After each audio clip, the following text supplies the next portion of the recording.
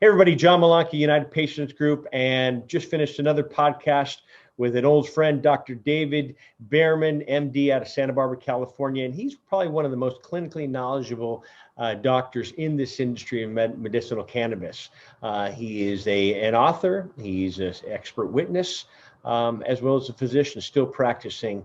And he shares everything, his knowledge of what he's done over the years, from drug abuse to helping patients with cannabis, as well as talking about being a star witness for over 500 cases since the 70s. So hope you enjoy this. Leave your like button or hit the like button, leave your comments. And if you have any questions, as well as subscribe and share. And we'll see you soon. Enjoy. Bye-bye. Hey everybody, John Malanka with United Patients Group. Be informed and be well. This segment is brought to you by Aspen Green. Aspen Green is just a handful of USDA certified organic hemp and CBD brands, and all of its hemp is grown from the perfect topography and climate found in Colorado. Check out why purity matters at aspengreen.com and follow them on social channels at Aspen Green CBD. Use promo code UPGCBD for 20% off.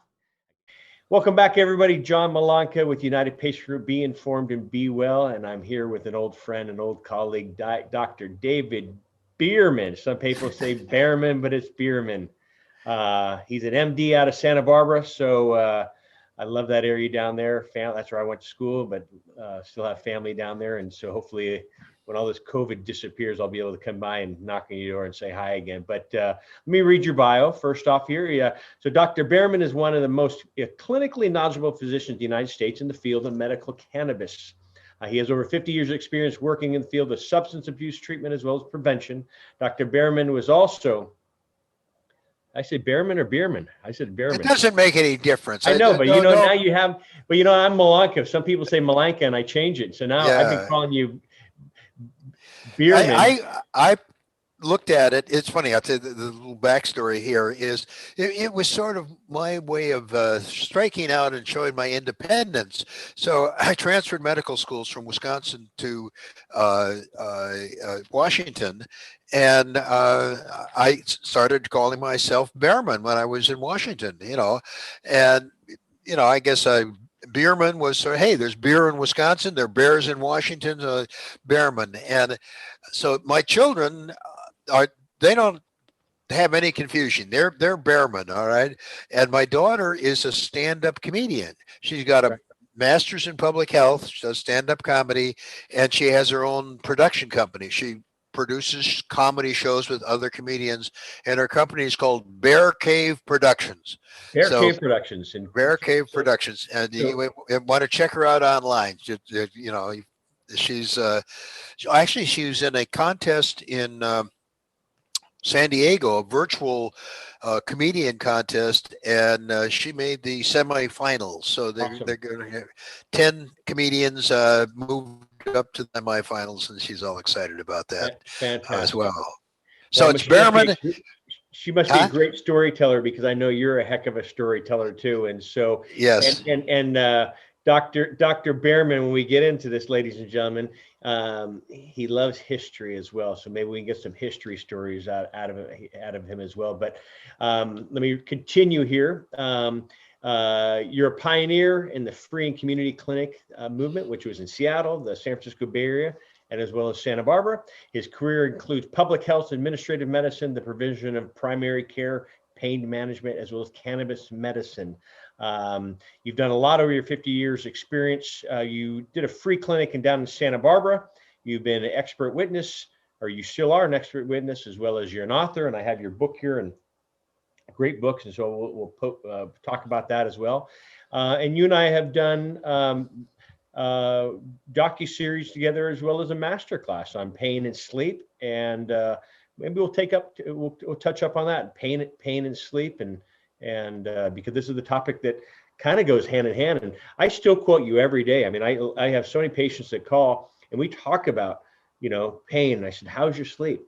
I've spoken about you on my show with other experts, and I always talk about you and direct them back down to you. But welcome, man. I appreciate you coming on. You and I've done a lot over the years, and every time I call, you say, when can we do it? So I appreciate that. It means a lot. Well, thank you. It's my pleasure. This is a mutual admiration society.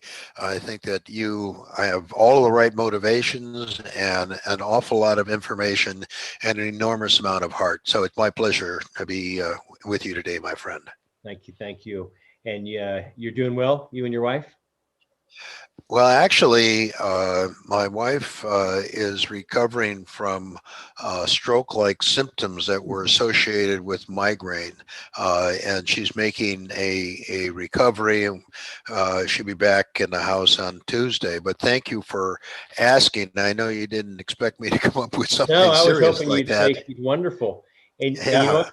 And I've had a lot of friends that have asked about stroke, and I quote you, and I don't mean to chuckle, but I always ask you, for stroke patients, when's the best time to use cannabis, and when is Well, it?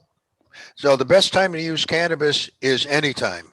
If you've used cannabis before your stroke, you're going to have less neural damage than if you were cannabis free. But you can also take cannabis immediately after the stroke, Yeah, and that will decrease the amount of cell loss or loss of function. And Dr. Meshulam, who is recently they had a conference in Jerusalem celebrating his 90th birthday, and unfortunately we couldn't all gather there. I was at a similar conference in person for his 80th birthday, which of course was 10 years ago, and he developed a synthetic cannabinoid called dexabanol, which is was designed to be used for people who had strokes and had traumatic brain injury. And what cannabinoids do is they support vasodilatation. And what's happening when you have a stroke is that you're shutting down the blood supply to the brain. So this is one of the things that it does, but it also does other things besides just the obvious help that you would get from having vasodilatation. It's something that people should be aware of, and it's something that doctors should be aware of. I recently was a panelist with Greg Carter, who's the president of our organization, the American Academy of Cannabinoid Medicine, and Mitch Pyres and Stu, I forget Stu's last name, and it was for the annual conference on physical medicine and rehabilitation. And we had a very, I think, productive panel where we talked about not only, its use for stroke, but also, the use for anxiety, depression, anti-inflammatory, the whole ball of wax. And they are hoping to continue. They've made these presentations at a couple of previous conventions that they've had, and they hope to keep doing it. And it was a great pleasure to be on with them because they were very knowledgeable. Stu is involved, is a delegate to the American Medical Association. And, it's important for these doctors in the mainstream to be aware of all of the medical applications of cannabis. So it was fun to be there and exciting to see people doctors in that discipline be interested in this topic. Yeah. Well, I think the stigma starting to drop, and I think patients are starting to ask about it. And I always hear about this. It doesn't matter what state you live in, legal or not, or country you live in, legal or not. It's not illegal, I guess, in most places to ask the question. And It's so, not. I'm glad you mentioned that because in the state of Hawaii, one of our members called up and said people are still getting harassed there, and he wants the state legislature to clarify that it's perfectly legal for doctors to give people advice. When you get your MD degree, they don't say, by the way, you need to check your First Amendment rights at the door. No, a patient can ask a doctor whatever they want. Now, if the doctor doesn't know the answer, if they're smart, they say, I don't know the answer. If they're real smart, they say, I don't know the answer, but I'll find out. When it comes to cannabis, they're real smart. They say, I don't know the answer, but call Dr. Bearman, yeah, I knew that was coming. I knew that was coming. That was So a softball pitch there. Well, I pitched to myself, Yeah. that's But you know what? You do fall in all those categories. I don't know. I don't know. I'll find out. And then thank you for sending patients because you do know about cannabis. And I didn't realize right. that about Hawaii. Earlier today I did a podcast with a woman on the East Coast, Claudia Morandi, and she specializes in protecting patients and patients' right as well as doctor right when it comes to writing prescriptions for opiates. She's someone who's a pain patient, and I told her that I was going to be on with you because we talked about pain, which is your specialty, sleep, Right.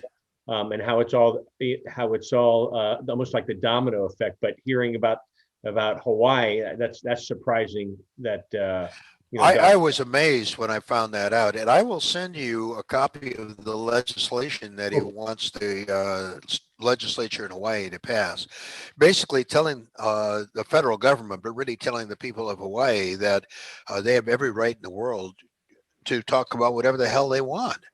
And if a patient feels that the advice that a doctor gave them was, off the map, yeah, they can sue them for malpractice. There are a number of remedies, but the remedy is not to prohibit people from talking, from asking questions. And I think that we're going to see a dramatic continue to see dramatic change in the cannabis medicine arena.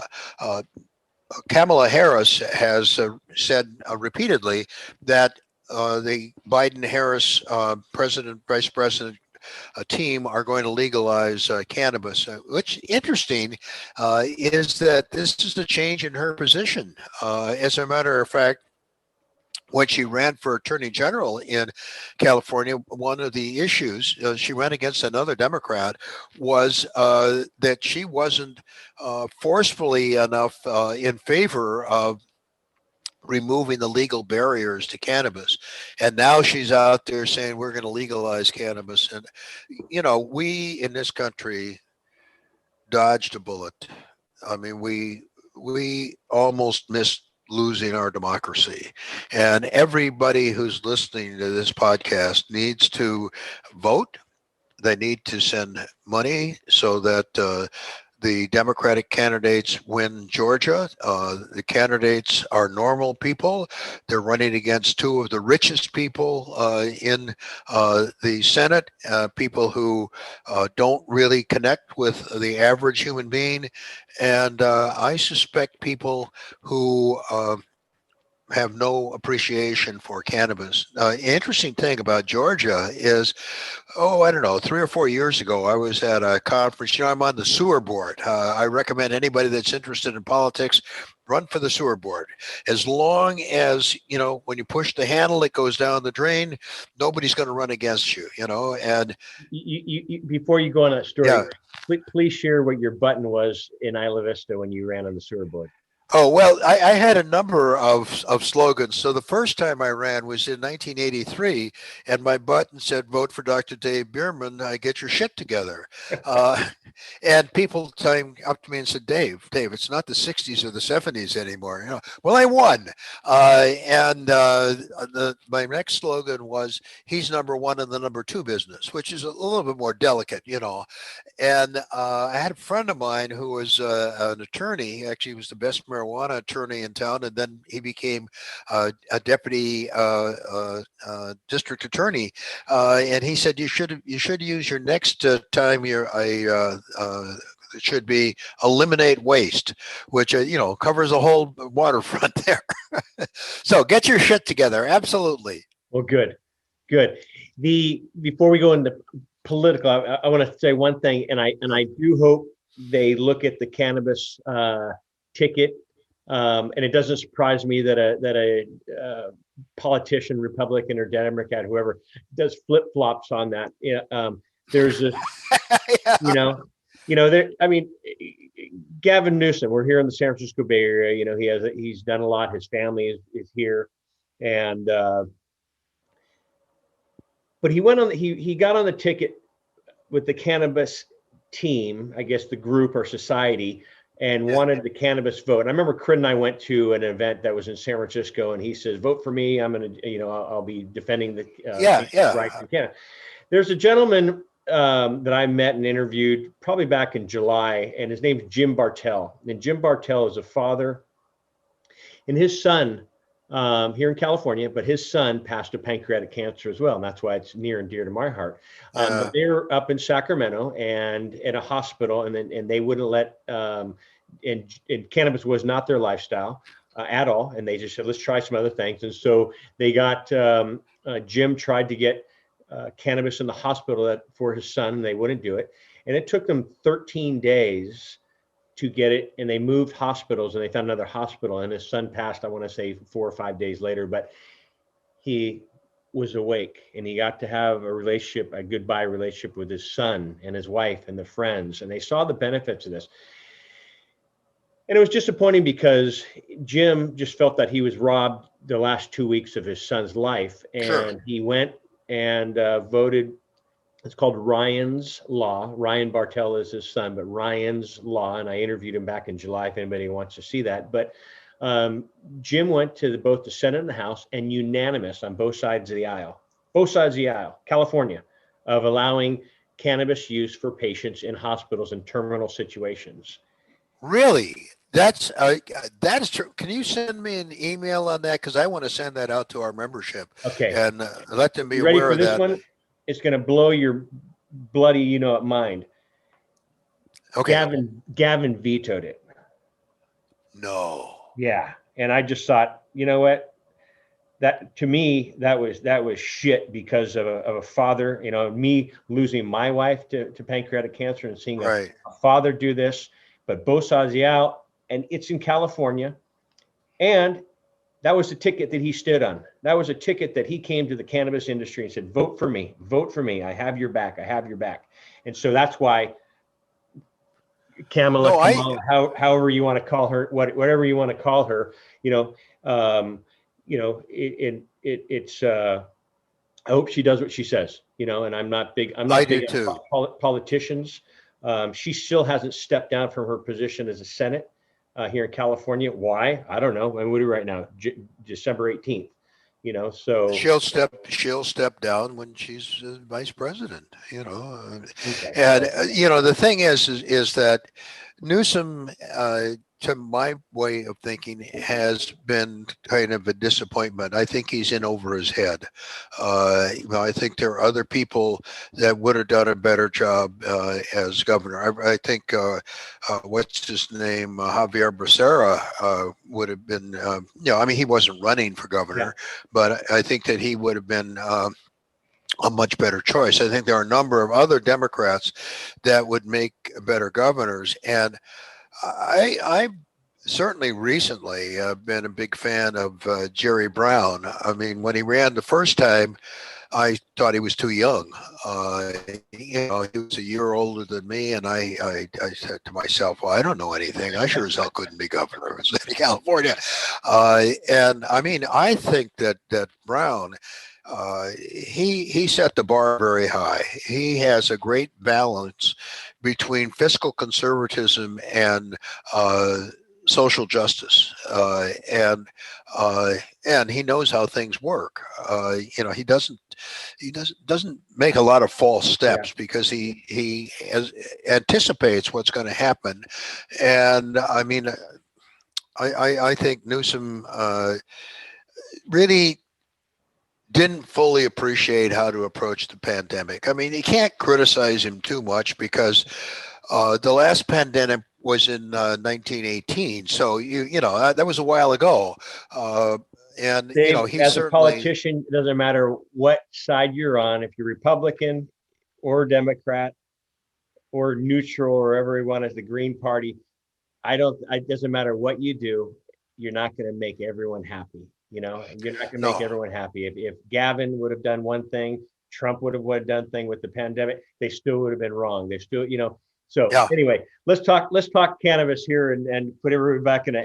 I was going to tell you about Georgia is that, so I'm at the sewer board, the state sewer board. It was my fault. I took a right at left at Albuquerque there. So go on. So I get this call, and I'm wondering, I'm in Palm Springs, and my mind is 1,000 miles away, and it's a state legislator from Georgia. Now this was 4 years ago, right?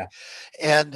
And parents are bugging him about the use of cannabis for Dravet syndrome. And we had a nice conversation. And I saw this guy was quoted recently in regards to the runoff. His last name is Peak. He's no longer in the state legislature. But I was very favorably or surprised that Georgia did legalize the use of CBD for epilepsy, and I'm sure this guy Peak had some role in that.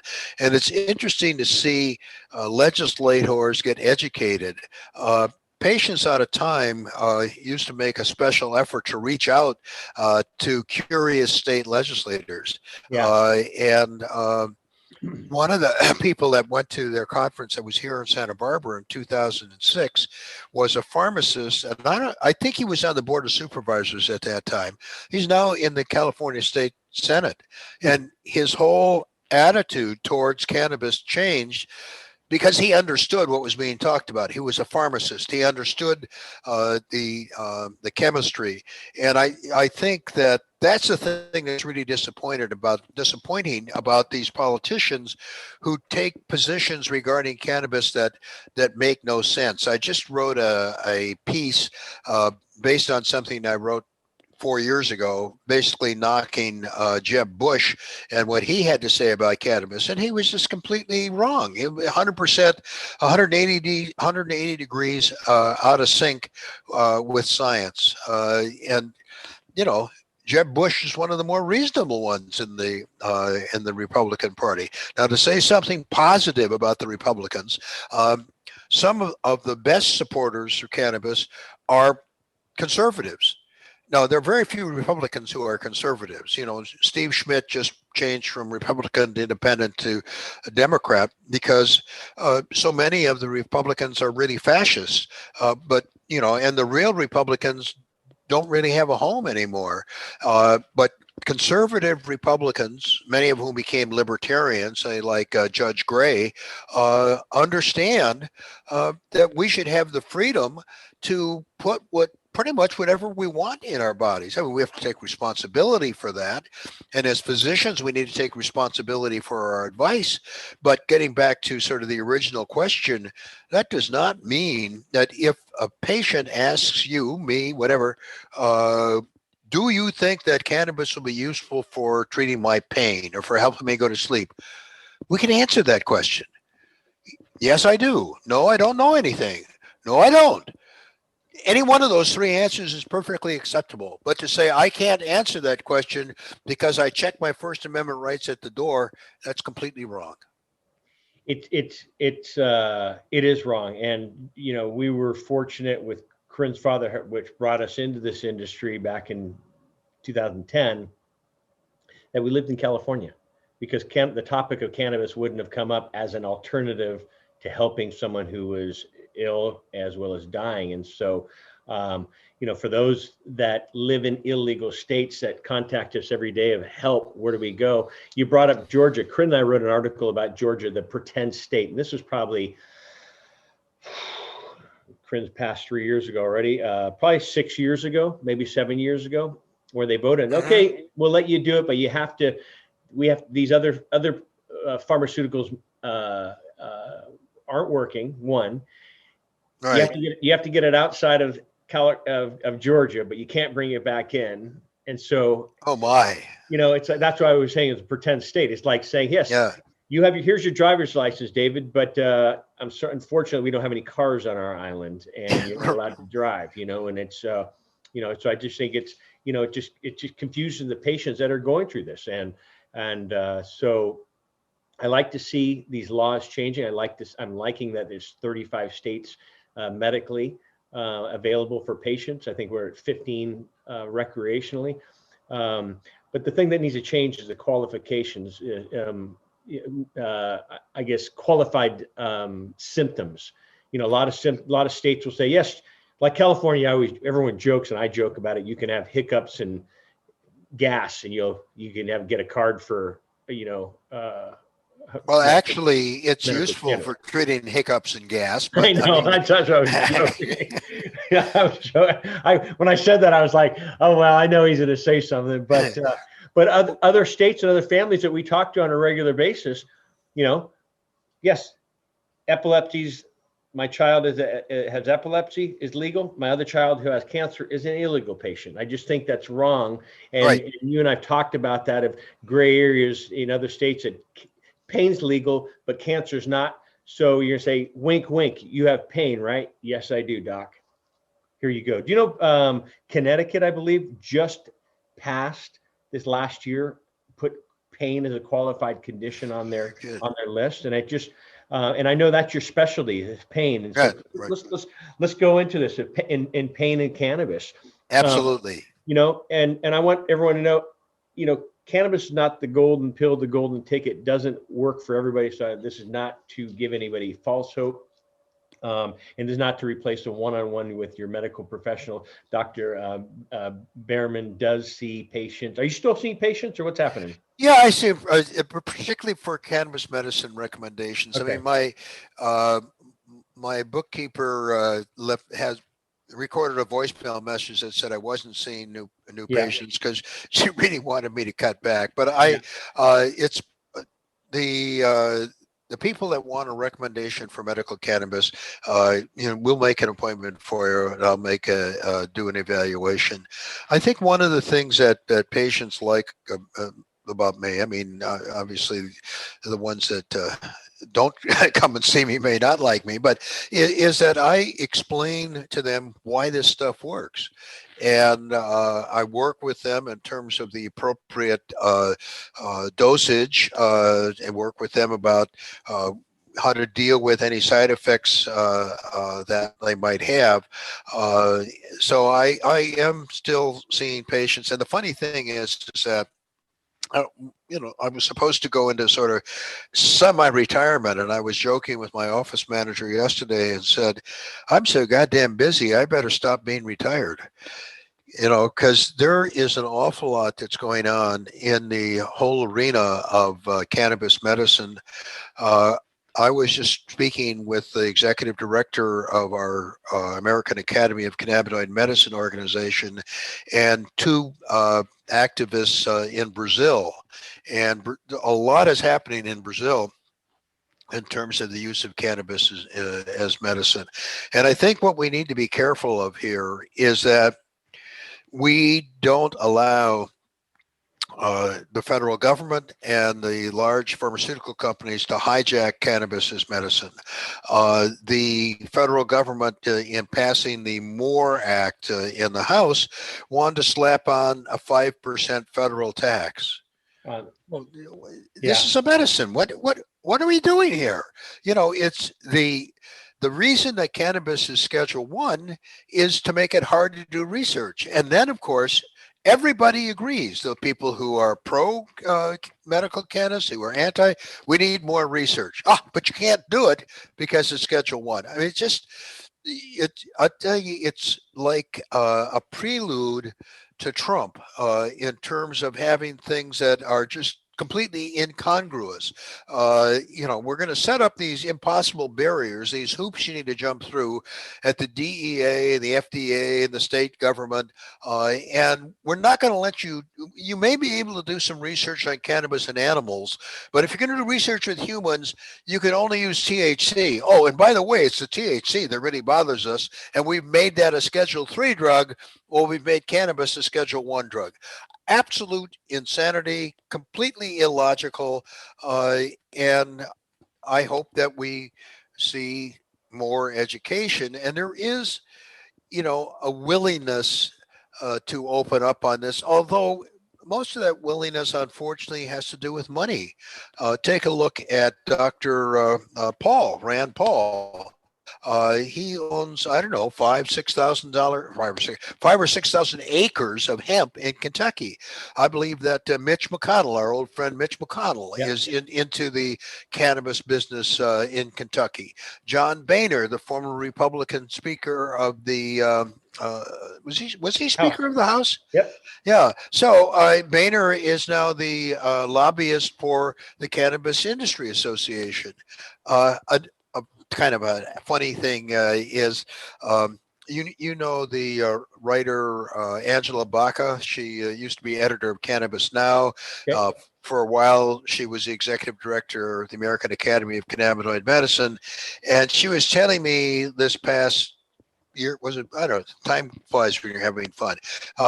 About a year or so ago, that she had a meeting in Florida with a fellow named Roger Stone, but unfortunately the meeting got canceled because he was indisposed.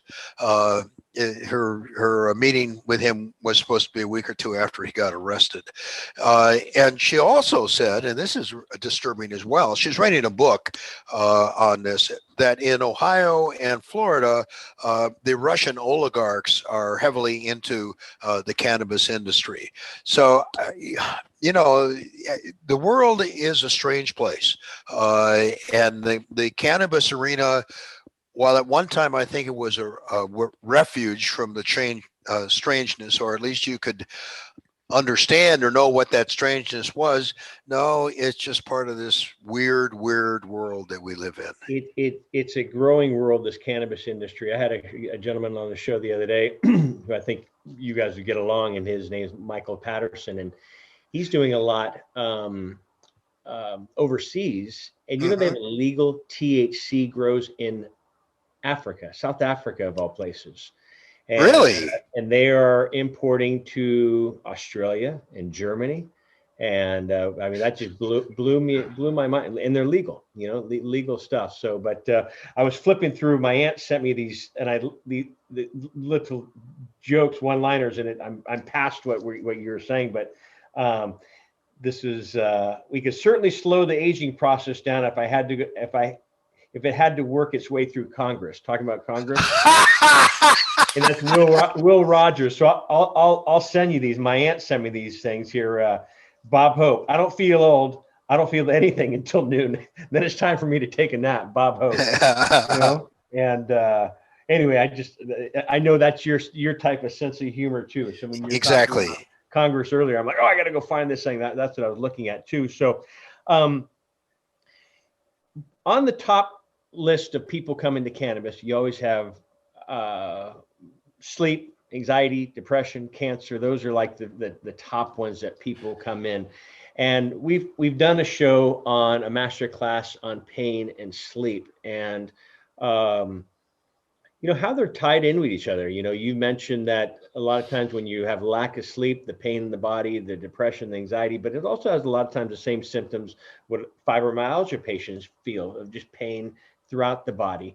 Can you talk about, you know, how cannabis works as an analgesic in the body and why it doesn't work? Because it didn't work on Corinne, and that was the one thing that Corinne would just like, how is this not working on me? We've studied it. All the studies show the benefits of cannabis and pain, and where she found pain relief with her pancreatic cancer, for those of our followers who, this is my wife, was getting in the bathtub or getting in the hot tub, and the negative buoyancy would take the pressure off her stomach. You know, instant pain relief. And she didn't want to be on any narcotics and cannabis. And she was not a cannabis user, but, you know, vaporization and different oils and tinctures she was using just to one attempt to kill this bloody thing called cancer, but also to pain relief. Let me ask you a question. Yeah. In regards to dose. Yep. Is what I found is, you know, I've been doing this for 20 years. So when I first started out, I would sometimes offer people the option of getting a prescription for THC, which of course is legal and has been since 1985. And it, you know, comes in 2.5, 5, and 10 milligram dosages. And so I would start people off, you know, Are you talking Marinol? Are you talking Marinol? Excuse me. Okay. Marinol, cannabidiol. Yeah.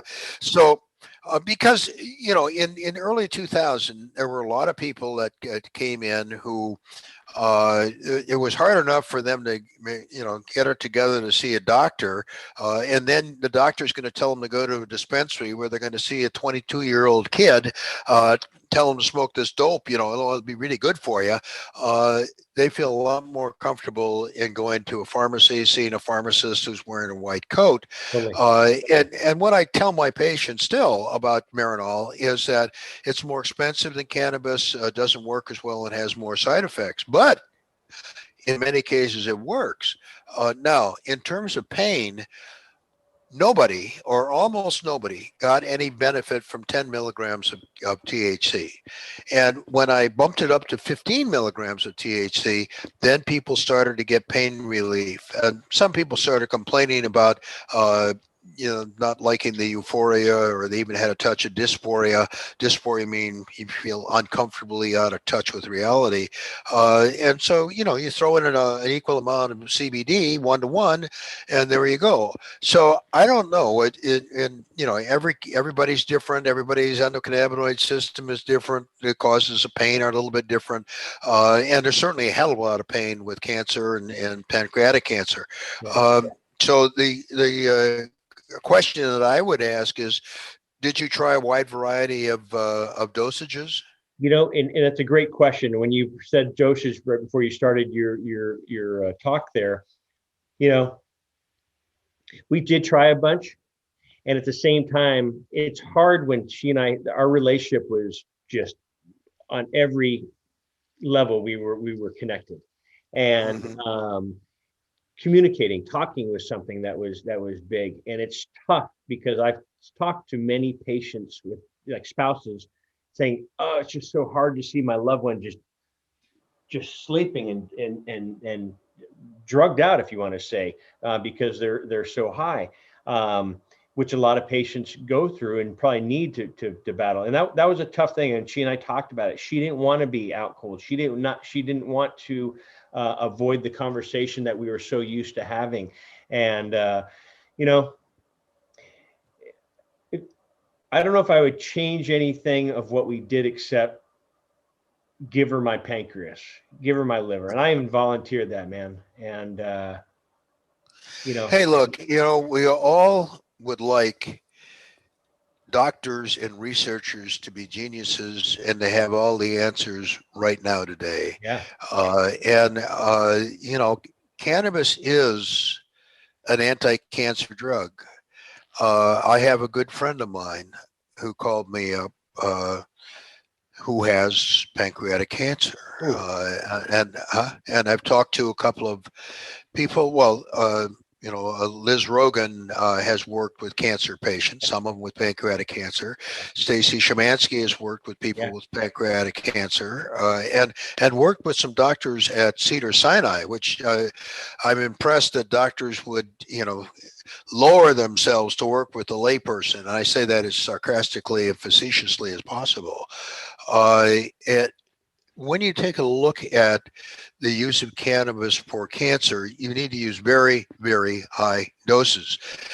And a person is going to feel out of it. Now, in many cases, not every case, but in many cases, they develop tolerance to the high. It may take 10 days, it may take 2 weeks, it may never happen.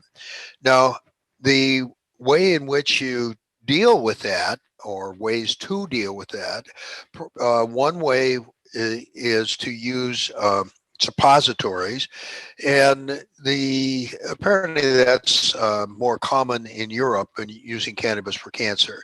Now, I've heard two explanations for why you don't get as high when you use a suppository. One is that the floor of the pelvis is served by 3 different veins, only one of which goes directly to the liver, where it would be metabolized into 11-hydroxy-THC, which is more of a euphoriant than delta-9 THC. And the other two would distribute this more into the other bodily fluids, the interstitial fluid. So it's going to take longer, and you're not going to have that peak either of THC or of hydroxy 11 hydroxy THC. Other people have said that the mucosal membrane, whether it's rectal mucosal membrane or under the tongue, that there isn't as much absorption. And I think we have to be very careful of a lot of misinformation or a lot of misreading of the information, because you hear a lot of reports of the benefits of sublingual application, or even vaginal application, or rectal application. So I think we need to be careful about some of the stuff that's out there, because there are some well-meaning people who still let their cultural bias get in the way. So I'm going to stop you on that one, because so let me ask you before I go here. Do you think suppositories work for cancer patients? Yes. Okay. So Corinne and I don't care if someone says, eat this pen, 10 of these pens, it will help. And when you're going through cancer, you better believe someone's to say, hey, it worked I'm going to try it myself. So Corinne and I did an article, because we worked a lot of patients that have had success with suppositories. Mm-hmm. And we wrote an article that said, is the posterior superior? Mm-hmm. And it was about cannabis suppositories. Mm-hmm. And your two good friends publicly blasted me and my company and my wife. Hergenrather, your two good friends, Hergenrather and Fred Gardner. And it was well, we'll talk about when we're off the line here. We'll talk about my two good friends. It really, I didn't mean to, because I know you've done a lot with them, but I just said, how, you know what?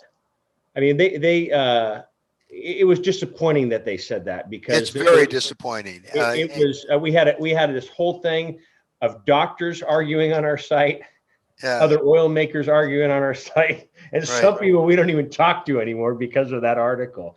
So it's good to hear. You know, I don't want to ever give anybody false hope, but when you see patients that are, we've talked about the placebo. They have placebo out there. This is, double-blind placebo cases, even with placebo, that sometimes the placebo works, and taking that hope away. And we've talked about hope, you and I, before. So anyway, I didn't mean to say you're saying. No, that's okay. And I'm glad you named who it was, and we can talk about that, because I don't really want to talk about them.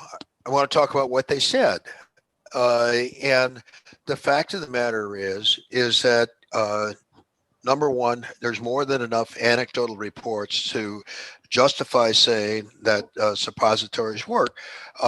My guess is that they maybe have been looking at the mucosal absorption and jump to that conclusion. And this kind of goes back to what I was saying before about we really need to look at research with the jaundiced eye, because you have people that will just grab onto something. Now, recently, I got online, and I won't go into the backstory, but I was looking for embolic, non-hemorrhagic reasons for a person having symptoms like a stroke. Mm-hmm. And so I saw that the Cleveland Clinic said that there were certain drugs that might do that. And then they said cannabis. And they had a case. What was the case? What was the evidence there? The evidence was this was a 60-year-old African-American who had diabetes and hyperlipidemia, and they found a 9-carboxy THC in his urine. That does not mean that that's what caused this man's stroke-like symptoms. Furthermore, cannabis is a vasodilator, not a vasoconstrictor.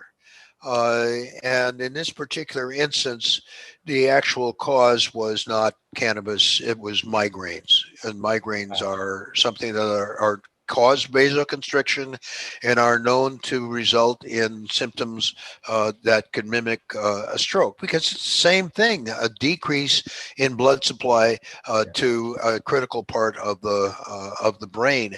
And I'm kind of reminded of one of the most outrageous pieces of junk science related to cannabis. The guy who in the 70s, one of these zealots, and he had a preconceived notion of how he wanted his research to turn out. So he exposed monkeys to cannabis smoke, and then sacrificed them, and he couldn't find any damage. So he figured out they're not getting enough. So he fitted them with gas masks and then pumped in all kinds of marijuana smokes. And sure enough, when he sacrificed them, he proved if you deprive monkeys of oxygen, you will get brain damage. He didn't prove anything about cannabis. It's just, you have to read the damn research, and you have to look at it with a critical eye. And if you have something that somehow doesn't fit with what you know to be true, then you need to find some other explanation for what the outcome of that particular study was, why it doesn't fit with 100 other studies that say exactly the opposite. And it's really critical to not jump to conclusions. And it sounds to me like they may have jumped to a particular conclusion. By the way, in going on to something that is also controversial, but is not going to cause the altered state of consciousness, and that's juicing. And I want to give a shout out to Dr. Bill Courtney, who's in Dominica now. And Dr. Courtney told me he's running. He's this mythical, object like Rick Simpson. Always on the run. Yeah. Where is he now? Yeah. So where is he now? He's in Dominica, which is an island, in the Caribbean, and about every 2 or 3 years, his house gets flattened by a hurricane. But anyway, he called me up a couple of months ago and said he was going to go talk to the Minister of Health in Dominica and encourage them to, because they have a lot of farms that aren't operating because of COVID, and they've been really hammered because they're a tourist destination. And he's trying to convince the Minister of Health that they should make Dominica a site where people can come for cannabis treatment. It's a small island. They're going to have a hard time competing with Brazil and Australia and New Zealand. But nevertheless, I think it's great, and he's a big proponent of juicing. And of course, we know that the raw plant, all of the cannabinoids are in the acid form. And if THC is in the acid form, THCA, and has a carboxyl group, it's going to affect the way it fits into the CB1 receptor, and you're not going to get high. However, if you take the juiced whole plant, it does have anti-cancer effects. So, I mean, when you have these objections or you have these questions that come up, it doesn't mean that we should get into these silly arguments of what it is or what it isn't. It's that we should do further research. I remember I was kind of at the last minute asked to be on the Ricky Lake show, and they had a 9-year-old girl that had been treated for cancer, for leukemia. It's a little bit fuzzy, the backstory, because the parents were kind of using her to raise money and all that stuff. I found that out later. What's her name? Former editor of Kush magazine. His name escapes me right now. But so they wanted to have a debate between two doctors about whether giving cannabis to a 9-year-old was a good idea. And the person who was on the other side was Dave Smith. I just got a Christmas card from Dave. He sends me a Christmas card every year. Dave Smith started the Haight-Ashbury Clinic. And Dave Smith was getting hassled by some people over at the Haight-Ashbury Drug Treatment Program. And so he installed me as co-director of that. So, I mean, I know Dave pretty well.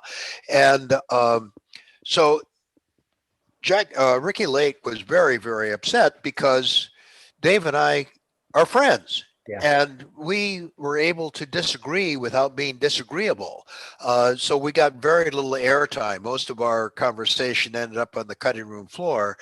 The only thing that we really agreed on was that more research was needed. And of course, that got cut out of both of our comments. Oh, wow. So we do need more research, and these questions are important. And rather than point fingers at each other, let's point fingers at the researchers and at the barriers to research. And let's take a really close look at some of these questions which still need to be answered, or questions that have been answered but are ambiguous enough that some people have been fooled by it. And that happens quite a bit. And I've learned a lot from you over the years. And, yes, more research needs to be done. I've even shared with because we have a lot of people that call us that don't live in legal states, and they're going through pain or sleep issues. I keep on going back to that, but cancer and stuff like that. And I say, you know what you can do, as Dr. Bearman has publicly spoken about, is get your doctor to write a prescription for Marinol.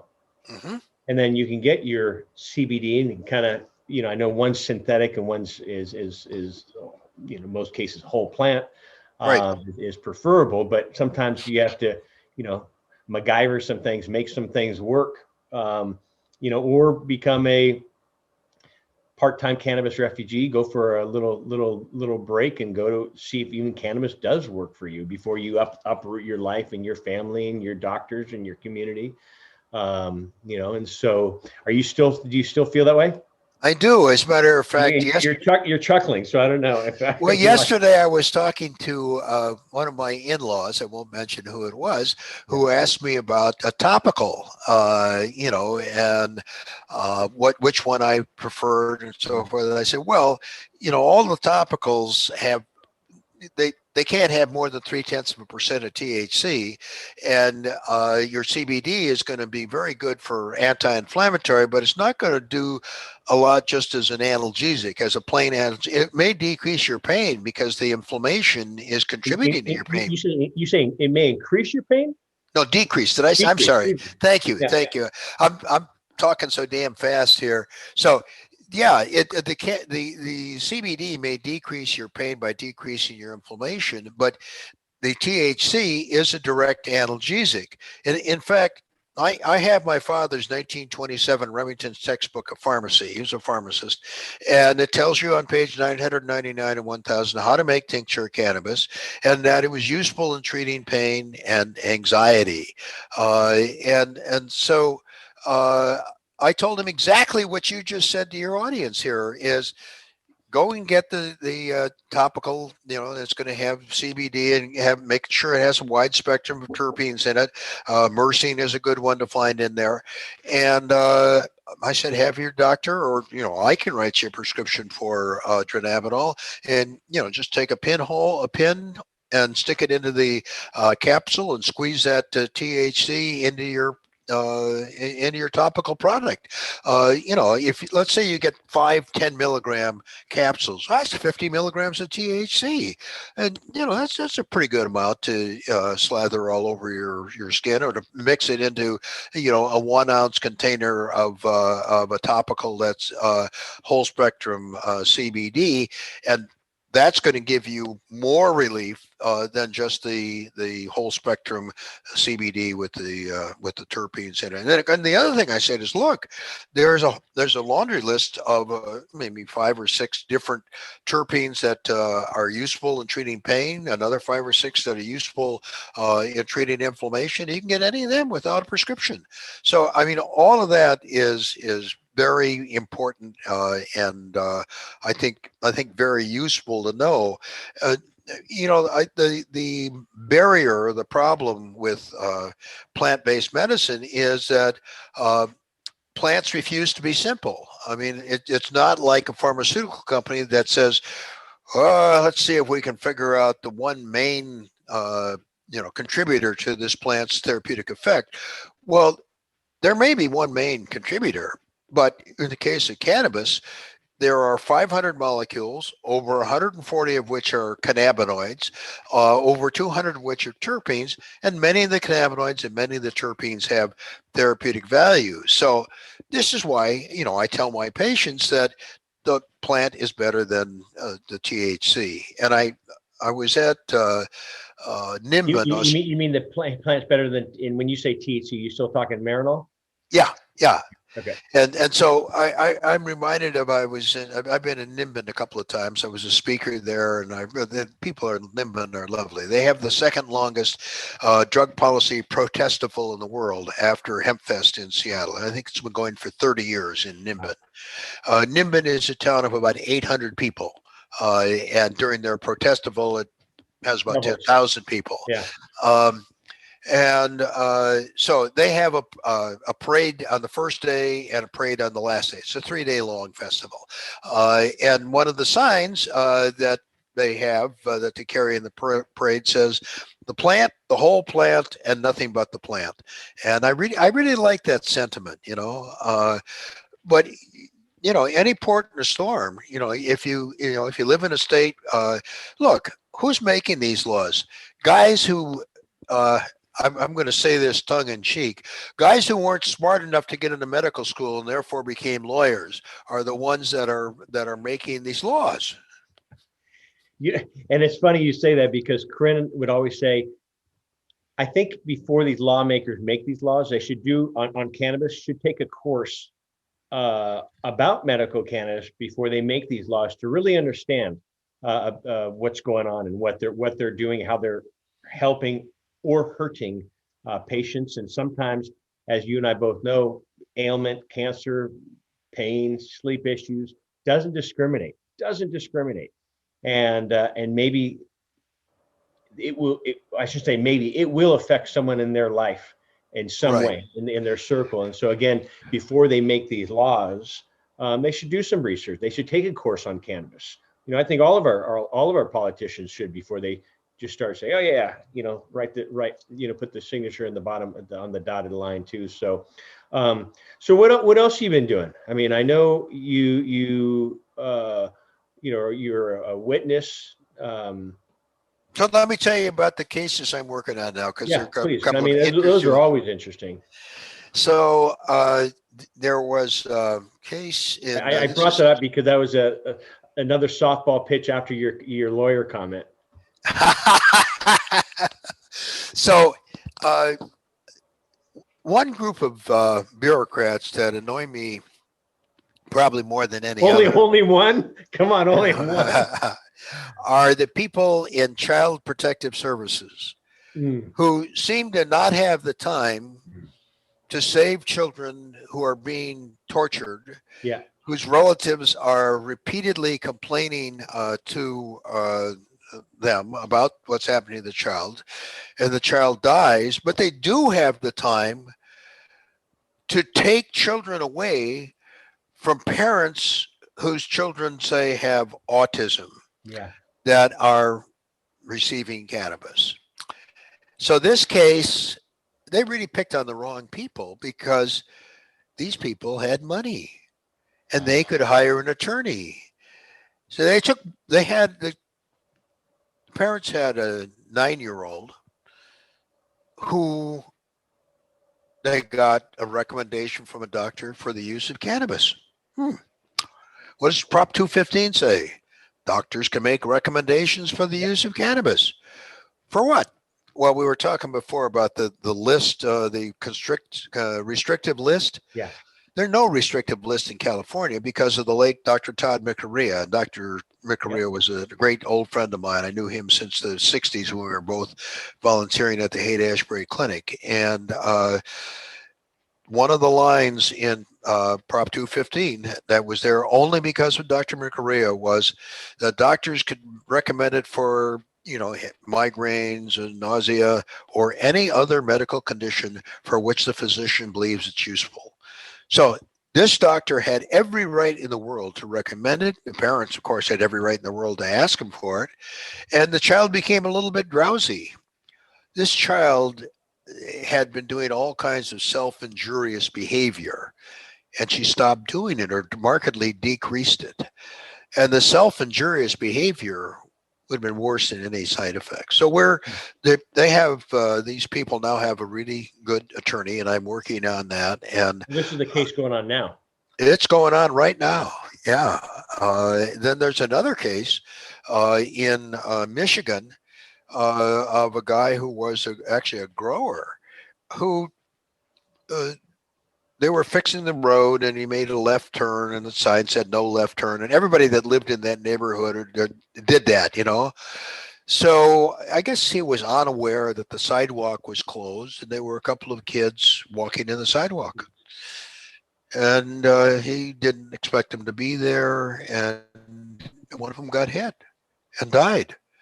And the guy had used cannabis, 10, 12 hours previously, had an elevated THC, is driving as it was described, in the police report. And it wasn't described as weaving. It wasn't described as slower and more carefully. He passed the field sobriety test. They took him to the hospital. There were no neurological problems. And the DA wants to make a political point, and so he's charging the guy. He had a previous DUI, so he has the ability to charge him with second-degree murder. And they found a toxicologist who just came in and tortured the research, said things that were not consistent with the research, and this was the expert that the state chose to use. We're just at the deposition stage, so I mean, the trial has been put off and put off and put off because of COVID, but I have had a number of driving under the influence second-degree murder cases. None of them have ended up in a conviction for second-degree murder. Not that they didn't do something wrong, not that they didn't commit some crime, but driving under the influence of cannabis was not one of the crimes that they committed. And it's really upsetting to see the criminal justice system abused in this fashion. I mean, to charge somebody, it underscores what you said, that these folks don't understand the science. They don't understand the endocannabinoid system. There's so many things out there that need to be addressed, that to see us wasting our resources on things that aren't crimes, it itself should be considered a crime. It's a waste of taxpayer money and a waste of bureaucratic time. Anyway, that's one of the things that I'm working on. Another thing that I'm working on is I got a couple of publishers in Brazil that want to translate my book into Portuguese, and I've done some presentations for audiences in Brazil, one of which had Portuguese subtitles put on that. We got a recent call from a doctor who moved to Thailand about 3 years ago. And apparently Thailand has figured out how to stand up to the pharmaceutical companies. And they have their own cut your hands off, because I know they're pretty strict on their laws over there. Yeah, but they are okay with cannabis as long as the government controls it. Wow. I mean, this guy is talking to the Minister of Health.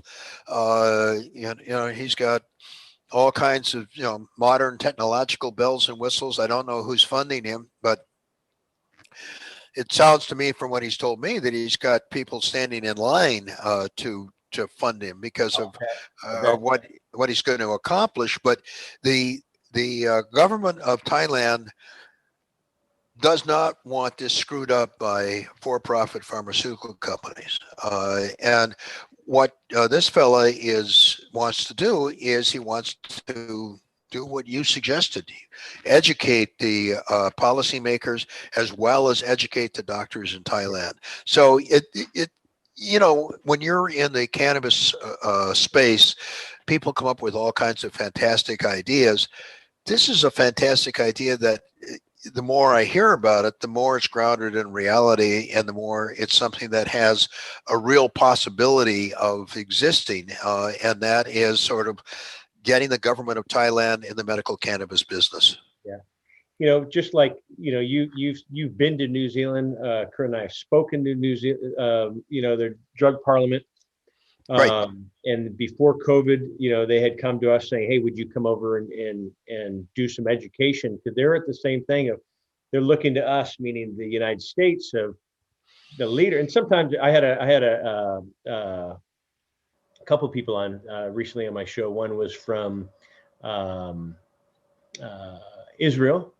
Uh, Mm-hmm. um, Gosh, I'm blank. Elena Goldberg. Do you know her? What's her name again? Elena Goldberg. No, I don't. But I Yeah. know about 4 or 5 of the people in She, Mushulam's lab, but yeah. I don't know everybody. She's there, and then I was speaking with Mary Biles over in the UK, who's written a book as well. Mm, Where was I going through this, David? I don't know where I was going with this, but education. Oh, I know, doing things over with New Zealand. Oh, I know.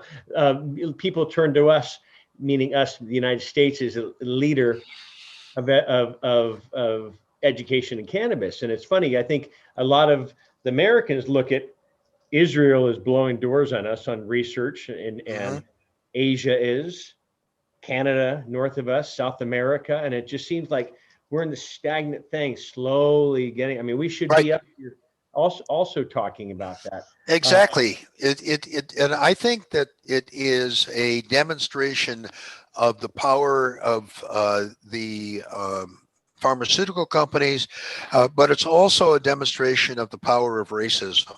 Yeah, As you know, my first book, "Drugs Are Not the Drugs Are Not the Devil's Tools: How Greed and Discrimination Led to a Dysfunctional Drug Policy and How to Fix It," fingers that drug policy has been used to marginalize, discriminated against groups for centuries. Right now, African Americans and Hispanics are in the box, but you go back, say, to Prohibition, and it was the Irish that were in the box. Or you take a look at the Harrison Narcotic Tax Act, and it was the Chinese that were in the box. And there's an enormous amount of irrational policy related to the use of substances, particularly substances that are psychoactive. Now, the reason that the kind of original stigma was placed on cannabis had nothing to do with its psychoactive effect. It had to do with its therapeutic effect. And who was it stigmatizing this? It was the Pope, of course. Pope Innocent VI, in the end of the 15th century, at the beginning of the witch hunts, came out and said that cannabis was a tool of the devil because it relieved pain, specifically the pain of childbirth. And of course, we all know that the pain of childbirth is Eve's punishment for eating from the tree of knowledge.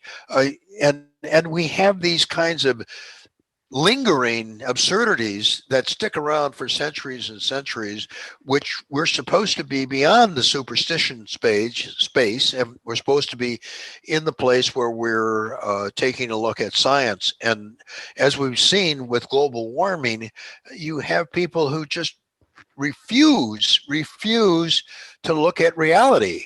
It's the snow is fucking melting. The icebergs are going away. Isn't this coming about as a result of warming? And is this something we should do something about? Uh, anyway, I go on. You're asking wonderful questions, well, and I share with the audience that you're a historian and you have a lot of knowledge in a lot of things, and I like that because I'm like that as well. I know a, a little about a lot. Is that how it works? How it goes? A little about a lot, and right. I'm a general practitioner, yeah, which means I know a little bit about an awful lot. there you But go. but I'm a Uh, specialist on cannabis, yeah, and so I know a lot more about that. I yeah, don't know nearly as much as I'd like to know, yeah. but I do know an awful lot about cannabis, and I want to know a lot more. Yeah, and I learn every day as well. Let me rewind since you knowing a lot about cannabis, you being an expert witness. You've been a expert witness in over 500 cases since the 70s. You Correct. mentioned the gentleman that in Michigan that took that left turn, and the outcome was he hit a child and the child passed. A Um, teenager, actually, but but still, yeah. I mean, yeah, but just yeah. to have that, just, I can't even imagine, that happening. One, for the parent side, but also for Oh you know, yeah, having that on your nobody wins. Nobody wins in this kind no of one wins. situation. No one wins, and no, But um, you talk about it's, if you and I smoked a joint 2 nights ago, Hmm. um, it would still be in our blood today, 2 days later, and Yes, and so and is it nanograms? Is that the right measurement? nanograms, right? Nanograms.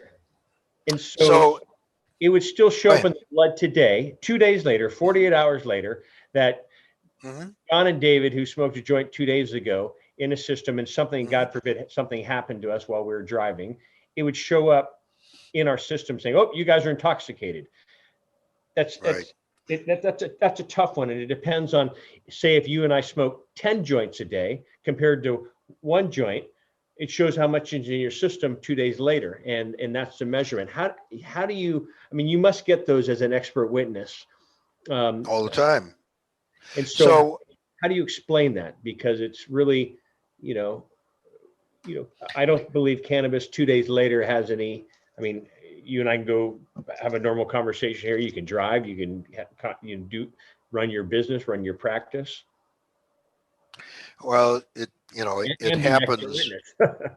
Yeah, it happens that I do know an awful lot about this little bit, and I've taught a number of courses, and so this is a short course for the jury on the endocannabinoid system and the effect of cannabis. And the fact of the matter is that if you are a regular consumer of cannabis, that you will be able to detect THC in the blood for up to a week after last use, and you'll be able to identify the metabolite 9-carboxy THC in the urine for 3 to 6 weeks. Um, what I point out to the jury is that this toxicology screen proves that you use cannabis. That's not the issue. The issue is where they impaired. Now, I am helped by the Department of Transportation, the National Highway Traffic Safety Administration, and the Food and Drug Administration, who all have no problem with the use of cannabis so long as it doesn't interfere with your driving. Is what the National Highway Traffic Safety Administration says. There's no increased risk of automobile accident as a result of driving. They say of cannabis use. They say this because of all the research that's been done. They also say there's no relationship between the THC level in your blood and impairment, and that if you are impaired, you drive slower and more carefully. And so I tell the jury this, and I mean, my job is to educate. My job is to be a presenter of the facts. The jury then takes this and decides what is not applicable in this particular case. And each case, has its own nuances, is a little bit different than the other, and so you have to rely on the jury being educatable, and it depends on the attorney. We had a great case in a place called Florence, Arizona. Now, the main business in Florence, Arizona, is putting people in jail. I would say Uh, bonds. I was going to say bonds. Yeah. So they have a state prison there. They have the local jail. I don't know if they have a federal prison. They have lots of prisons there. Okay, and it's just a little town. Maybe 5 or 6 thousand people at most. So I was told that, and I thought, well, this jury is like to be a little bit pro law enforcement, and I mean these cases, when they get won or lost, it's the attorney that wins or loses them. It's not their expert witness. But the way they use the expert witness. And this guy, I mean, he was so innocent. It was unbelievable. And they wanted to just not tell the truth. I mean, he had been seen 10 minutes before he was arrested by two cops who told him to get out of there. He was threatened by another guy. I won't go into the specific details. I may have already said too much, but anyway, they said, "You get out of here." He was being threatened, and he had his kids in the car, and the kids were acting up. And one of them, they stop, and one of them jumps out of the car. The cops come. 10 minutes later, different cops, and they say, "Whoa, this guy's," and they test him and all that sort of stuff. And they say, "Well, he's under the influence, so it's child endangerment, blah, blah, blah." He was acquitted. He was acquitted. And what I liked is that the attorney was very relaxed, and I think in order to sort of remove any stigma that I might have coming from Southern California, said, "So, Doc, tell me about this." I mean, he referred to me as Doc, and I thought that perfect, and the jury understood, and the jury paid attention. The question was was he impaired or not, and the answer was no, and the jury got it. And it just now an interesting thing here is that the federal government knows that the field sobriety test is inaccurate, and it's only 25% more accurate than chance for alcohol, which is what the field sobriety test was developed to test. And it's, as the chief of police of Ojai, California, said in a panel that we were on when I pointed out the problems with the field sobriety test, is he said, "Well, no, it's only supposed to be used, in the field in order to see whether it's possible that the person, and." So that I thought that was interesting. That it's not proof. It's raises your level of suspicion, and maybe it's proof enough to arrest the guy, but not necessarily proof enough to convict the guy. Those are two different levels of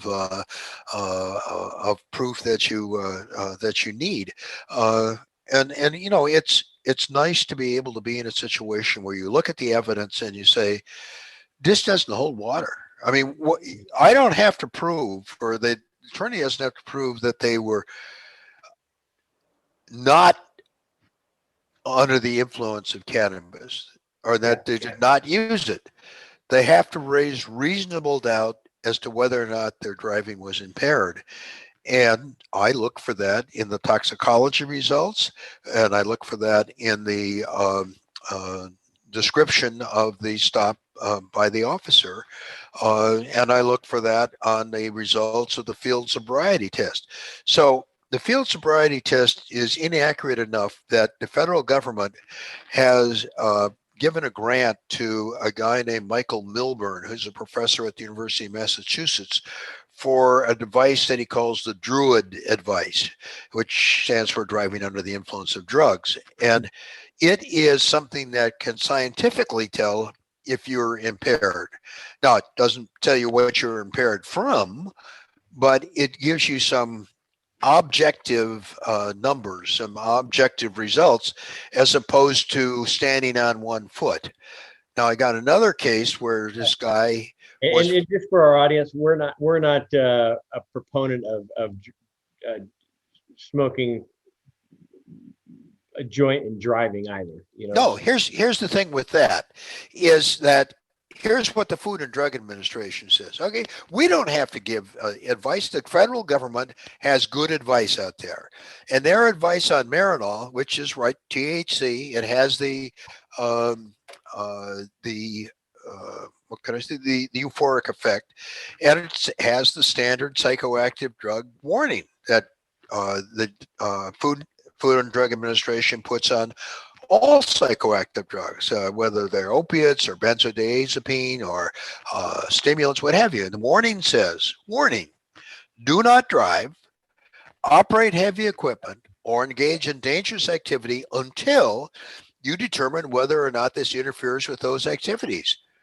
And that's the advice I give my patients. And then I suggest to them that hey, you need to be careful. You need to be extra careful because even if it doesn't interfere with your driving and you're using it regularly, they test your blood, they may charge you. So, I mean, it's one of the things that physicians need to take care to do is to give people adequate information. Now, there was another case that I was in. This was very unique in that in almost every case that I testify in having to do with driving under the influence of cannabis, the question is, were they really under the influence of cannabis? In this case was not like that. This case, the person was under the influence of cannabis and it had a terrible outcome. So this was an Asian American whose mother disapproved of her use of cannabis, who used it for anxiety. She goes and gets a Skype recommendation, and the doctor tells her to take indica. Now, you know as well as I do that the terms sativa and indica had historical meaning and have no meaning now. And this is not just my opinion. This is the conclusion that was reached by Dr. Ethan Russo, who I consider to be the most knowledgeable clinician in the United States on cannabis, and also by John McPartland. I think McPartland is a scientist, although he may be a DO. He definitely knows his stuff. And they have said, I get people that email me all the time, John Malanka, John McPartland, and yeah, I get that all the time, and I say, I appreciate it. I'm not him. But yeah, he's a very knowledgeable guy. So, I mean, what they said is you need to take a look at the cultivars, type 1, type 2, and type 3. And so that's relevant in this case because, indica indicates the cannabis that came to the U.S. from India. Sativa is much more closely akin to what we call hemp. Hemp and cannabis are what Linnaeus called cannabis. It's a distinction without a difference. They're the same plant. So indica is the one that will get you high, and sativa is the one that won't. And most people have it backwards. So this doctor says, get yourself a sativa. So she goes to a dispensary, gets a sativa, and lucky for her, it wasn't a sativa. That is to say, it was high in CBD and low in THC, which is just what she needed, right?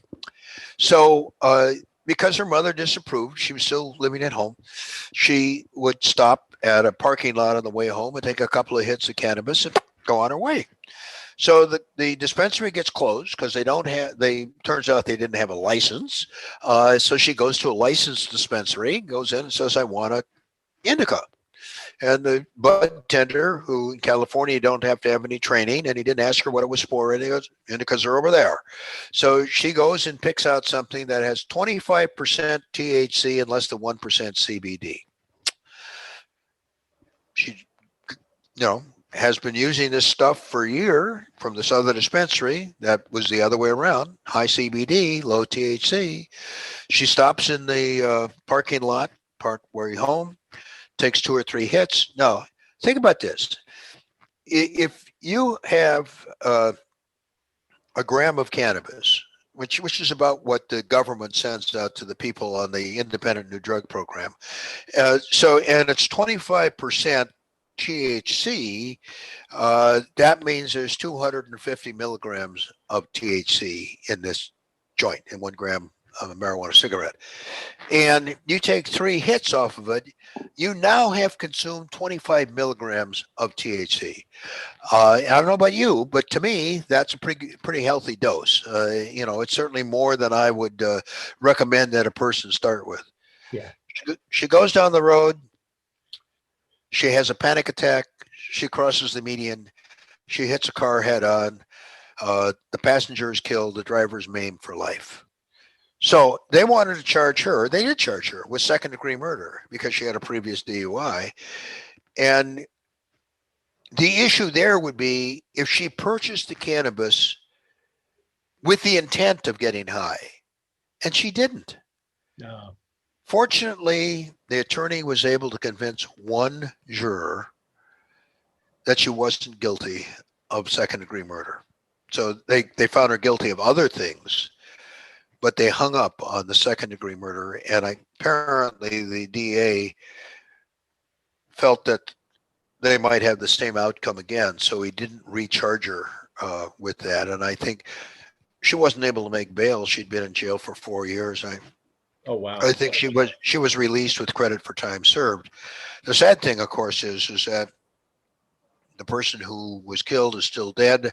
The person who was maimed is still named. Yeah. And I point my finger at the state of California for not requiring bud tenders to be trained, and for not requiring dispensaries to be pharmacies. I am opposed to dispensaries. I'm in favor of pharmacies that only carry cannabis or other natural products if that's what they want to do. And remember, my father was a pharmacist. He had an assignment in 1928 at the University of Minnesota School of Pharmacy to make tincture cannabis. And according to the literature, American physicians wrote 3 million prescriptions a year in the 1920s that contained cannabis. And there were more than 25 over-the-counter preparations that you could get in just about any drugstore in the United States that contained cannabis.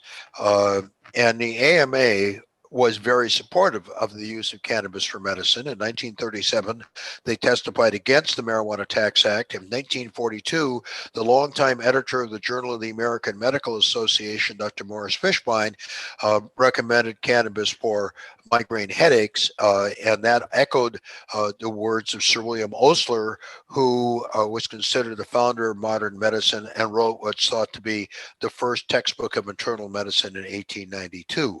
So, I mean, you have a lot of unfortunate things that happen because DuPont wanted to make money. They are the ones that are responsible for the Marijuana Tax Act. While Hearst and Anslinger had a little input, it was not their doing. They get credit for something that was really DuPont's doing. Point the finger at DuPont, huh? Huh? I should point the finger at DuPont. I always point the finger at DuPont, and I normally characterize it as circumstantial evidence. And I gave a presentation at a satellite conference we had up in Portland before the Patients Out of Time conference. And I can't remember, this fellow from Baltimore, whose name I should remember, who knows a lot of stuff, said, well, do you have any hard evidence of that? And I thought, oh, shit, no, I don't. And I usually say, it's circumstantial. And here's the circumstantial. We don't have the smoking gun, okay? So the circumstantial evidence is this. First, in 1916, George Schlichten invented a decorticator for harvesting cannabis, which not only harvested the hemp, but also prepared it for industrial use. So it cut the labor costs in half and made it competitive with, say, wood pulp for making newspapers, which is one of the reasons why, Hearst got his fanny in a bun. And he was able to stop not the Scripps Howard chain from switching from wood pulp based newsprint to hemp based newsprint. And he had been in correspondence not only with Schlichten, but also with Timken of the Timken Rollerberry Company, who thought that this would be better for the environment to make newsprint out of a annual replenishable plant rather than the trees that going to take 20 years to return. So his patent, he dies in 1924, Schlichten. And so his patent runs out in 1933. And other inventors, look at the patent and improve on it. And so this is going to make hemp even more available. And why is DuPont concerned about hemp? Okay, so the hemp herd, the core of the hemp is cellulose. Well, who cares? DuPont cares, because dynamite depends on cellulose, and they made dynamite. They're a munitions manufacturer, right? They also make cellophane, which is synthetic, made out of cellulose. They also make nylon, which is a synthetic, made out of cellulose. They also have the North American rights for rayon, cellulose. Furthermore, they make sulfites that are used for making paper out of both wood pulp and hemp, but you need 4 times as much of the sulfites to make paper out of wood pulp as you do out of hemp.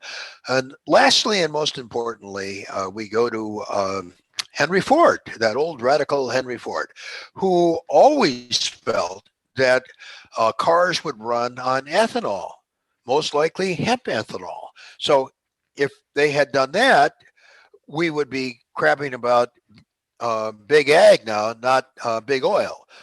And we probably wouldn't have the problems we have in the Middle East. So Ford came up with his, for lack of a better description, the hempmobile in the late 30s. It was a vehicle that the skin was an acrylic embedded with hemp. The upholstery was made out of hemp. The stuffing in the upholstery was made out of hemp, and it ran on hemp ethanol. Well, why would DuPont care about that? Well, they made tetraethyl lead, an additive for gasoline, and even more importantly, they were the largest shareholder in Ford's competitor, General Motors.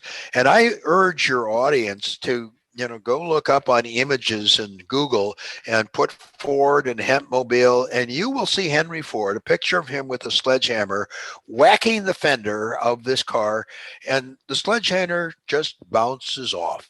The car had a nice acrylic skin with hemp in it, and it ran on hemp ethanol. And that is why we had the Marijuana Tax Act, because while Hearst may have had the political clout, Anslinger certainly didn't. Anslinger was just trying to preserve his job. He was the first director of the Bureau of Narcotics and Dangerous Drugs, and he had the responsibility for alcohol, and now that was going to go away. And he really wasn't going to have a large bureaucracy with cocaine or opiates. And he had been said that these attacks on cannabis were foolish before he became director of the Bureau of Narcotics and Dangerous Drugs. And he sort of changed his tune because he saw a good opportunity to become a bigger bureaucrat. Oh, and he also was a racist as well. So we had to throw that in there, huh? Yeah, throw that in there. I mean, he said that cannabis was used by African Americans, Mexicans, Puerto Ricans. Screen. Here's that hemp plastic car was 10 times more dent resistant than steel. And there he is with a sledgehammer. I don't know if you can see it. And we made this United Patients Group tile. Gosh, I don't know how long ago I did this. 2012, maybe I made this tile. But yeah, there's that picture. That's that famous picture there. So yeah, and this is one of the things, by the way, I'm assuming this is a fundraising thing. Can you tell me how much it is, and I'll contribute some money to get that, because I'd love to have that tile if you still have any. Oh, no, that's mine. I'll send it over to you. I'll send it over to you. Okay, so one of the things that DuPont was concerned about was that you could make plastics out of cellulose. You could make plastics out of hemp. And they were hampered by the fact that the majority of people in the U.S. in the 30s knew what hemp was. They knew what cannabis was, but people really were not aware of what marijuana was, that it was exactly the same thing. When the AMA testified against the Marijuana Tax Act, their guy who testified, Dr. William C. Woodward, doctor and attorney, former commissioner of health of Washington, D.C. and Boston, Massachusetts, past president of the American Public Health Association, referred to the word marijuana as a mongrel word. And he said that the AMA almost didn't know they were talking about cannabis, because that's not what this is called. It's called cannabis, and should be called cannabis today, by the way. Hey, I think we're a little bit past wrap-up time, and I appreciate you letting me just wander off wherever I decide. Just for our audience, David and I have done these podcast live Q&As in the past, and I think our longest one was 2 hours and 20 minutes. So this is and I knew we were going to go along on this here too. But I always love having you on. I appreciate everything you do. So here's a recent book, and I have my signed copy, but it's Cannabis Medicine: A Guide to the Practice of Cannabinoid Medicine, Dr. David Bearman. And I don't know Maria Pettinato. Is she down there in Santa Barbara? She's a pretty remarkable woman. She's on the faculty of the Seattle University School of Nursing, which is a Catholic university. I kind of like that. Cool. And she was at the conference in Baltimore where I delivered a talk, and I had a booth, and came up and talked to me. And her involvement has been very important, because I tend to be a little bit sloppy. I have too much going on and stuff. And she has insisted that, this be properly footnoted and stuff. Now, you're having the first edition, and anybody who wants it, they can just contact me via my email, David Bearman. That's BEARMAN at Cox.net, and ask about it. Or you can go to Amazon. Yeah. Except I get to keep more of the money if you come to me. But go to Amazon. Contact you, and that's Cox, COX, right. .net. Yeah, and we're working on a later volume. But right now we still have plenty of these, and that later volume is in the process of being laid out. It has almost the same stuff in it, and the book is, I think I mentioned earlier, on the verge of being translated into Portuguese, which I'm pretty excited about. Awesome. Thank you so much for mentioning the book. I appreciate that. Always.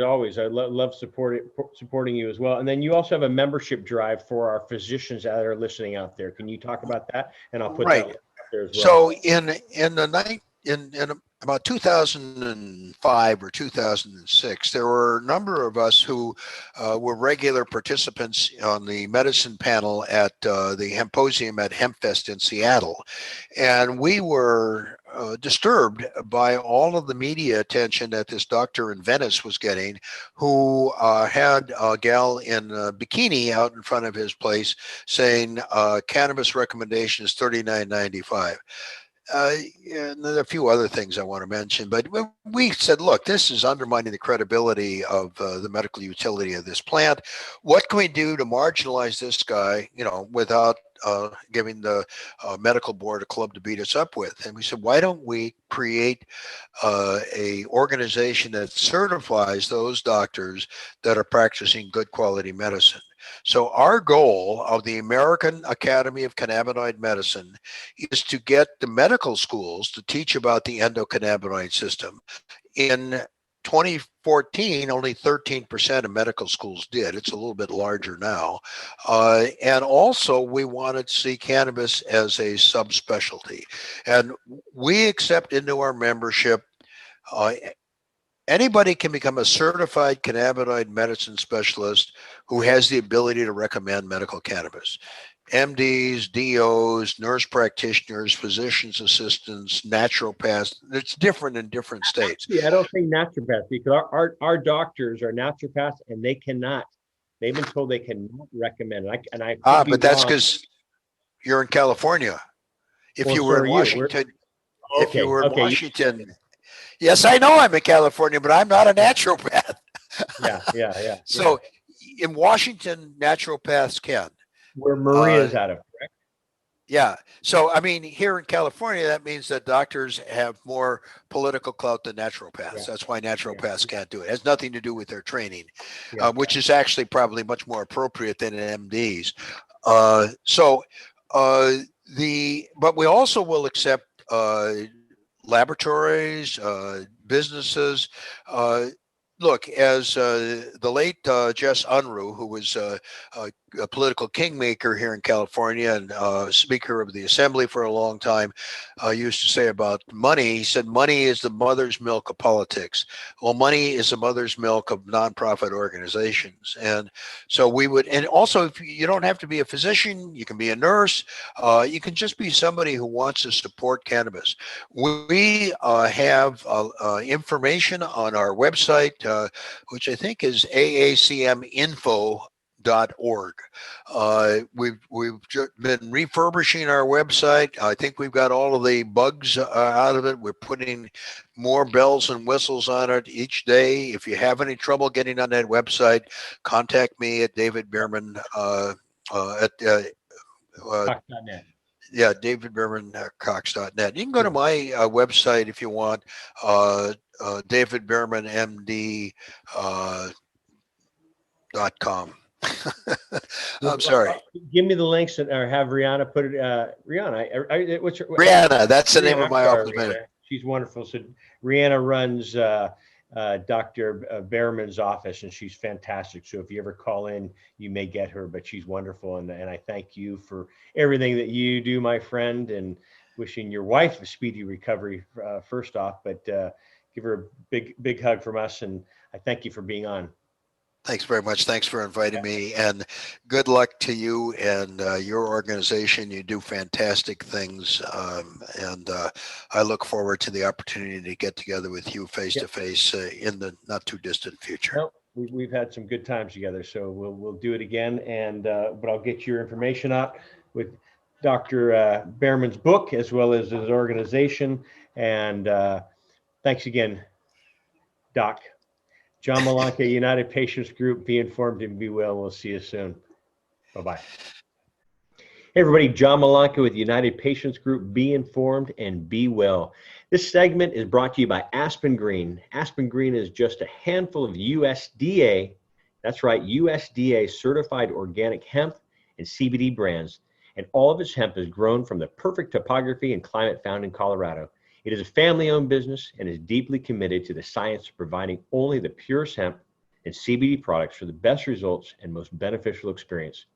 Its mission is to bring the therapeutic value of pure, organic hemp and CBD to people who seek supplemental relief through the use of healthy, natural products. Aspen Green is free from toxins and runs up to 8 different lab tests from bona fide third-party labs throughout its product line. It holds in high regard 3 foundational principles that guide every aspect of their business, actions, and interactions with their customers, partners, as well as their community. These are quality, integrity, and transparency.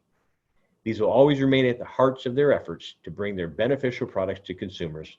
Check out why purity matters at aspengreen.com and follow them on social channels at Aspen Green CBD. Use promo code UPGCBD for 20% off. Again, UPGCBD for 20% off at aspengreen.com.